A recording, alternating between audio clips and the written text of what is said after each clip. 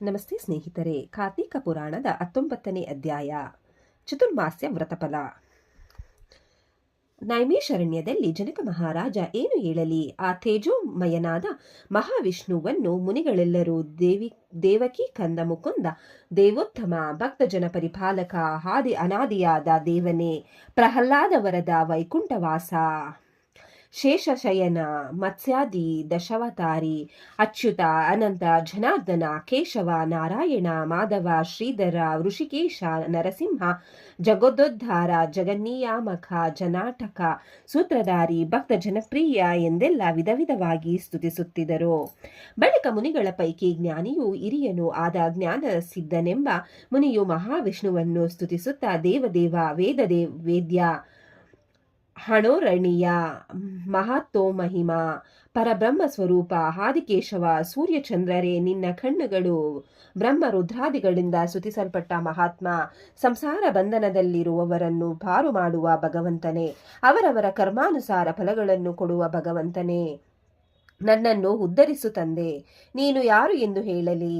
ನೀನು ಎಲ್ಲರಲ್ಲೂ ಇರುವೆ, ಸರ್ವಂತರಾಯಾಮಿ, ಸೃಷ್ಟಿ ಸ್ಥಿತಿ ಲಯ ಎಲ್ಲ ನೀನೇ. ಈ ಜಗತ್ತಿನ ಸಕಲ ಜೀವರಾಶಿಗಳು ನಿನ್ನಿಂದ ಉದ್ಭವಿಸಿದಾಗಿದೆ. ನೀನು ಪರತ್ಪರನು, ವ್ಯಾಸಾದಿ ಶ್ರೇಷ್ಠ ಮುನಿಗಳಿಂದ ಪೂಜಿತನಾದವನು. ನಿನ್ನ ಆಶ್ರಯಿಸದವರು ಎಂದಿಗೂ ಉದ್ಧಾರವಾಗುವರು, ಭವಸಾಗರದಿಂದ ಮುಕ್ತರಾಗುವರು. ನಿನ್ನನ್ನು ನಂಬಿದವನು ತನ್ನೆಲ್ಲ ಪಾಪಗಳಿಂದ ವಿಮುಕ್ತನಾಗುವನು. ನಿನಗೆ ಅನಂತ ನಮಸ್ಕಾರಗಳನ್ನು. ನನ್ನನ್ನು ಕಾಪಾಡು ತಂದೆ ಎಂದು ಪ್ರಾರ್ಥಿಸಿದನು. ಮಹಾವಿಷ್ಣುವು ಮಾತನಾಡಿ, ಅಯ್ಯ ಜ್ಞಾನಸಿದ್ಧನೇ, ನನ್ನನ್ನು ಸ್ತೋತ್ರ ಮಾಡಿದುದು ಕೇಳಿ ಪರಮಾನಂದವಾಯಿತು. ನೀನು ವಯೋವೃದ್ಧನಾಗಿ ಎಲ್ಲರಿಗೂ ಹಿರಿಯನಾಗಿರುವೆ. ನಿನ್ನಲ್ಲಿ ನಗೆ ದಯೆ ಇದೆ. ನೀನು ನಿನಗಿಷ್ಟವಾದ ಯಾವುದಾದರೂ ವರವನ್ನು ಬೇಡಿಕೋ ಎಂದನು. ಆಗ ಜ್ಞಾನಸಿದ್ಧನು, ಕರುಣಾನಿಧಿಯಾದ ಕಮಲನಾಭನೇ, ನನಗೆ ಯಾವಾಗಲೂ ನನ್ನ ಮನಸ್ಸು ನಿನ್ನಲ್ಲಿ ನೆಲೆಯಾಗಿರುವಂತೆ ಮಾಡು ಎಂದು ವರವನ್ನು ಕೇಳಿಕೊಂಡನು. ತಥಾಸ್ತು ಎಂದು ಮಹಾವಿಷ್ಣುವು, ಜ್ಞಾನಸಿದ್ಧನೇ, ಇನ್ನೊಂದು ವರವನ್ನು ಕೇಳಿಕೋ, ಕೊಡುತ್ತೇನೆ ಎಂದನು. ಜ್ಞಾನಸಿದ್ಧನು ತಾನು ಧನ್ಯನಾದೆನೆಂದು ಭಾವಿಸುತ್ತಿರಲು ಮಹಾವಿಷ್ಣುವು ತಾನೇ ಮಾತನಾಡಿ, ಮುನಿಗಳಿರ, ಈ ಲೋಕದಲ್ಲಿ ಹಿಂದೆಂದೂ ಇರದಷ್ಟು ದುರಾಚಾರ ಹೆಚ್ಚಾಗಿದೆ. ಜನ ಬುದ್ಧಿಗೆಟ್ಟು ವರ್ತಿಸುತ್ತಿದ್ದಾರೆ. ಆದುದರಿಂದ ಅವರ ದುರತೆಗಳು ದೂರವಾಗುವಂತೆ ಮಾಡುವ ಒಂದು ವ್ರತವನ್ನು ಹೇಳುತ್ತೇನೆ. ಇದನ್ನಾಚರಿಸುವವನು ಸುಖ ಹೊಂದುತ್ತಾನೆ. ಇದೋ ಕೇಳಿ. ನಾನು ಪ್ರತಿ ವರ್ಷದಲ್ಲಿಯೂ ಆಷಾಢ ಶುಕ್ಲ ಏಕಾದಶಿಯಂದು ಲಕ್ಷ್ಮೀ ಸಮೇತನಾಗಿ ಕ್ಷೀರಸಾಗರದಲ್ಲಿ ಶೇಷನ ಮೇಲೆ ಮಲಗಿರುತ್ತೇನೆ. ಕಾರ್ತಿಕ ಶುಕ್ಲ ಏಕಾದಶಿಯಂದು ಆ ಮಹಾದ್ರಿ ನಿದ್ರೆಯಿಂದ ಎಚ್ಚೆತ್ತು ಲಕ್ಷ್ಮೀ ಸಮೇತನಾಗಿ ಕ್ಷೀರಸಾಗರ ಬಿಟ್ಟು ಬರುವೆನು. ಈ 4 ತಿಂಗಳ ಕಾಲ ಪೂರ ಯಾರೇ ಆಗಲಿ ನನಗೆ ಪ್ರಿಯವಾದ ಚತುರ್ಮಾಸ್ಯ ವ್ರತವನ್ನು ಆಚರಿಸುವರೋ ಅಂಥವರಿಗೆ ಸಕಲ ಪಾಪಗಳು ದೂರವಾಗಿ ನನ್ನ ಸನ್ನಿಧಿಯನ್ನು ಸೇರುವ ಫಲ ನೀಡುತ್ತೇನೆ. ಆದರೆ ಸಮರ್ಥರಿದ್ದು ಈ ವ್ರತಾಚಾರಣೆ ಮಾಡದವನು ನರಕದಲ್ಲಿ ಸಂಕಟ ಪಡುತ್ತಾ ಬಾಳುವರು. ಮುನಿಗಳೇ, ನೀವು ಈ ವ್ರತವನ್ನು ಆಚರಿಸಿರಿ. ನಿಮಗೆ ಯಾವ ಕಷ್ಟಗಳೂ ಇರುವುದಿಲ್ಲ. ಈ ವ್ರತಕಾಲದಲ್ಲಿ ನಾನು ಶೇಷಶಯಿಯಾಗಿ ನೆಪ ಮಾತ್ರ ನಿದ್ದೆಯಲ್ಲಿರುತ್ತೇನೆ ಅಷ್ಟೇ. ಯಾರಿಗೆ ನನ್ನಲ್ಲಿ ನಿಜವಾದ ಭಕ್ತಿ ಉಂಟೆಂದು ತಿಳಿಯ ನೋಡುತ್ತೇನೆ.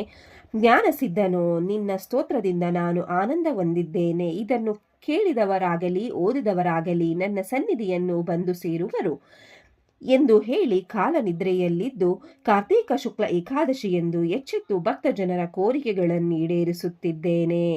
ಈ ಚತುರ್ಮಾಸಗಳಲ್ಲೂ ಭಕ್ತರು ಭಗವಂತಾರಾಧನೆ ಮಾಡುತ್ತಾ ಸದಾಚಾರಿಗಳಾಗಿರಬೇಕು. ವಿಕ್ರಮ, ಈ ವ್ರತವನ್ನು ಸ್ತ್ರೀ ಪುರುಷರೆಂಬ ಭೇದವಿಲ್ಲದೆ ಆಚರಿಸಬಹುದು. ಚತುರ್ವರ್ಣದವರು ಆಚರಿಸಬಹುದಾಗಿದೆ. ದುರಾಚಾರಿಗಳು, ವಿಧವೆಯರು, ಸುಮಂಗಲಿಯರು ಯಾರೇ ಆಗಲಿ ಭಗವಂತನ ಮೇಲಿನ ಭಕ್ತಿಯಿಂದ ಆಚರಿಸಬಹುದಾಗಿದೆ. ಇವರೆಲ್ಲ ಚತುರ್ಮಾಸ್ಯ ವ್ರತವನ್ನು ಆಚರಿಸಲು ಅರ್ಹರಿರುತ್ತಾರೆ. ಈ ವ್ರತವನ್ನು ಆಚರಿಸಿದವನು ವಿಷ್ಣು ಲೋಕವನ್ನು ಸೇರುತ್ತಾನೆ. ಆಚರಿಸದವನು ಬ್ರಹ್ಮಹತ್ಯೆ, ಗೋಹತ್ಯೆ, ಸ್ತ್ರೀ ಹತ್ಯೆ, ಶಿಶು ಹತ್ಯೆಗಳನ್ನು ಮಾಡಿ ಹೊಂದುವ ಪಾಪಕ್ಕಿಂತ ಹೆಚ್ಚಿನ ಪಾಪ ಫಲವನ್ನು ಹೊಂದಿ ಮಹಾಪಾತಕಿ ಎನಿಸುತ್ತಾನೆ.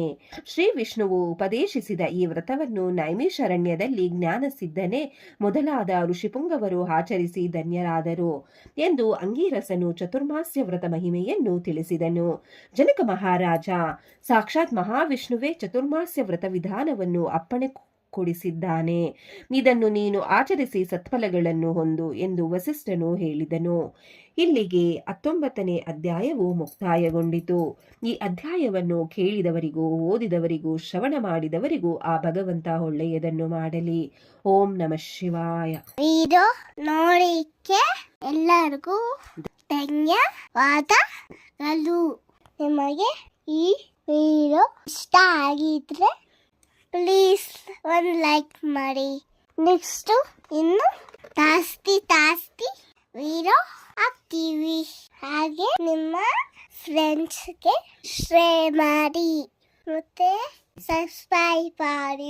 Thank you very much.